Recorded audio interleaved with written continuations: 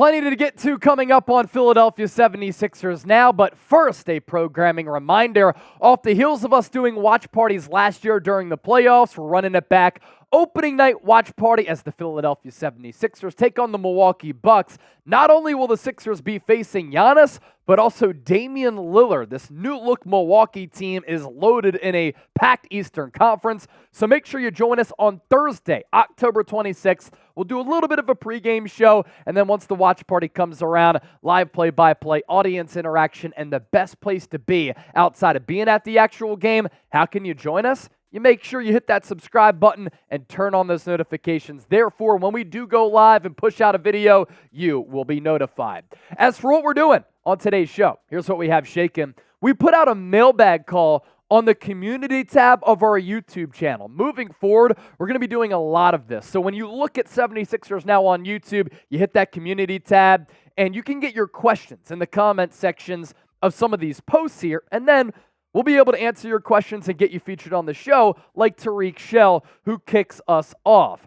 Do you think that the Sixers will trade James Harden either way before or midway through the season? And if they do, will it propel us to an NBA championship? Maya's World also chimed in with this question. Do you see the 76ers making it to the NBA Finals? Also, what's the latest on James Harden, a.k.a. the Beard Chase Sr.? Well, Maya's World, I appreciate the question. Tariq Shell as well. And I want to combine those two together because obviously it all has to do with the same subject matter. Do I think the Sixers are going to make it to the NBA Finals? No. Do they have a chance? Yes. Anytime you have Joel Embiid and Tyrese Maxey, if he continues to take those next steps, then you're going to have an opportunity. But I think the Boston Celtics, Milwaukee Bucks, Miami Heat, all posing tall tasks in the East. As for the latest on James Harden here, according to Shams, while professional and engaged when present, Harden has not attended any of the 76ers preseason games. He's participated in just one team practice over 14 days. And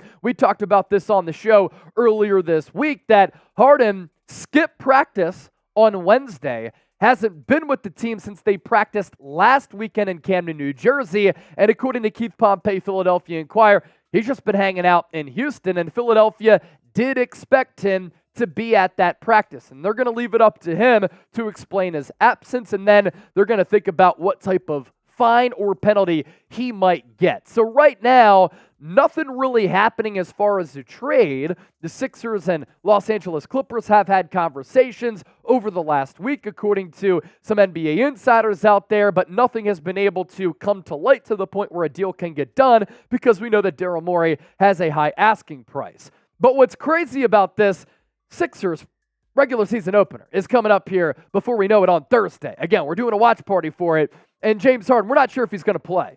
So I wonder, working off those talking points, what the Sixers starting five might be without James Harden. DeAnthony Melton has been getting a lot of playing time in the preseason. I would imagine that Tyrese Maxey becomes the point guard, the main distributor, the initiator on this offense at point guard. DeAnthony Melton can bring the ball up, but play off ball. You're, of course, going to start Tobias Harris and Joel Embiid, and I think there's serious momentum behind Paul Reed starting at the 4. Nick Nurse wants to see improvements from him. He wants to develop him. Sixers paying him a lot. And does he make this starting 5 a little bit better as compared to P.J. Tucker? Now, can the Sixers win a title? It, of course, does depend on what Philadelphia gets back in a James Harden trade. And whatever pieces they do get back, that could change the argument to a certain degree, and we will certainly see. But right now, I just don't see how Philadelphia is equipped to win an NBA title with all of the talent across the league. But you look at the NBA championship odds, Sixers do come in here at number 7 behind the Celtics, Bucks, Nuggets, Suns, Lakers, Warriors, 76ers right there at 20-1 odds, and they're tied on that spot with the Los Angeles Clippers. If you want to bet on any of these teams to win the NBA championship or lay down a bet in general, because I love wagering some money on some sports, I only do it with BetUS. You should be about it as well. 125% deposit bonus at chatsports.com/bet. Promo code chat125. Caden English, next up. Do you think Tobias Harris will take that leap entering his last year of his deal with his preseason performance? What he's done in the preseason? limited playing time. Don't love the shooting percentages, but I think it's only going to get better with more reps, more time, and more comfortability. 13 points per game, 7 rebounds, less than 37% from the field, and 27% from three-point range. Not good numbers, but as we've seen with Tobias Harris, like he's a walking 15 to 20 points per game guy who's going to shoot between 45 and 50% from the floor and between 36 and 39% from three-point range. I expect Tobias Harris to put up numbers more so like 2021 and 2022 than last year, where it was kind of a clunky fit within the Sixers offense, and I believe that to be the case for a couple of reasons. Nick Nurse is an underrated offensive mind. A lot of people don't know that he is the program leader at Northern Iowa for three-point percentage. He teaches three-point and shooting clinics. Everybody thinks of him as a defensive guy, but he's actually got a pretty good offensive acumen too. And I think that the Sixers offense is just going to be better, more efficient, more motion, more modern day, more planned. There's going to be more strategy behind it with Nick Nurse as compared to Glenn Rivers, and even some of the players have talked about that. So Toby, final year of his deal, could he break out? I mean, shoot. If he has that 2020-2021 campaign, or even the season before that, where he's hovering around 40% from three and 19 points per game, pretty damn good for Philadelphia. Of course, his usage comes down to what happens with James Harden as well. Is Tobias Harris the player who needs to step up for the 76ers in 2023-2024, or is it somebody else? We leave it up to you to decide. Let us know in the comment section here. Justin Hess, 702. How many more seasons before Joel Embiid requests a trade if the Sixers don't at least make the Eastern Conference Finals, and what's a realistic trade for him? I'll tackle the last part of that question first. A realistic trade right now for a player coming off an MVP, who's been MVP runner-up in the previous 2 seasons, led the NBA in scoring last year. It's multiple first-round picks and player capital, where you're either getting a blossoming star or a player who's already a star. You got to trade stars for stars, and that's what Daryl Morey has been able to do.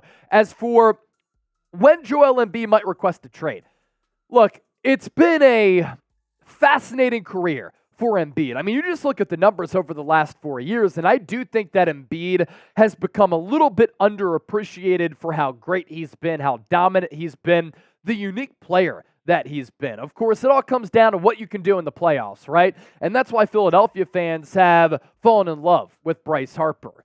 He is a walking example of what Philadelphia wants in an athlete is Bryce Harper.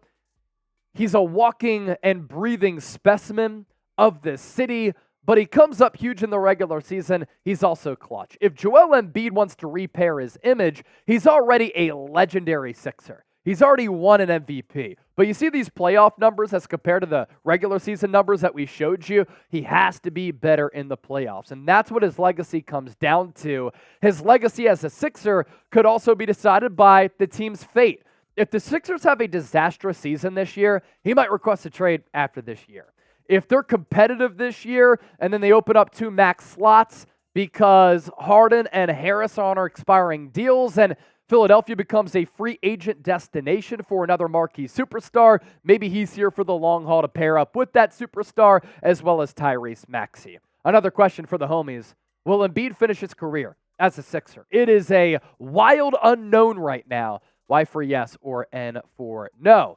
Quilliam Fancy Son. Where does Joel Embiid rank among all-time Sixers? I think you could argue he's the most dominant player ever to don a Sixers jersey. Does his ranking change if he requests a trade? I don't think it changes if he requests a trade because what he's accomplished is already set in stone. I also want to pop up this one from Archie Roll. Where does Allen Iverson rank among great Sixers? I've never been asked this question before while hosting this show. It's been a long while since I've put together this list. I got to be honest, I had a really difficult time putting together my top 5 Sixers of all time. If you go top 10, no doubt Joel Embiid is on that top 10 list, but here are my top 5 all-time Sixers. I think you have to start with Dr. J. Julius Erving. He was so instrumental to the franchise's success in winning a championship in the 80s, MVP player, and I think that at that era and in that era, he was such a dominant player where I think he's the best Sixer of all time. I think that Allen Iverson, who I grew up watching my entire lifetime, is number 2. And this comes down to greatness. This comes down to consistency. Both Dr. J and Allen Iverson won an MVP with Philadelphia. And I think that AI, we had about a decade run of him being one of the greatest scorers in the NBA. And we know that he's a franchise icon and a city hero in the city of brotherly love. I think those things matter, right? So Dr. J 1, Allen Iverson 2. Wilt Chamberlain played for like the Philadelphia Warriors, right? And then they went out to, San Francisco. And I know that his records belong in the Sixers record books, but because it was so long ago, I understand that he was a physical freak for his time. It just wasn't the same game then.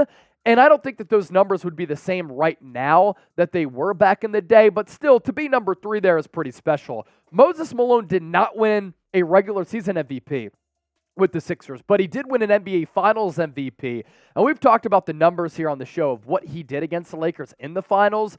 Just absolutely dominant. And at the peak, my goodness, he was a special player. And while he wasn't with the Sixers team for like a crazy long time, right? He won an NBA championship and an NBA Finals MVP. And again, at his peak, he was great. And then, look, we had a debate in the office, especially with me and producer Chip. We're both from the Philly area. Joel Embiid or Charles Barkley.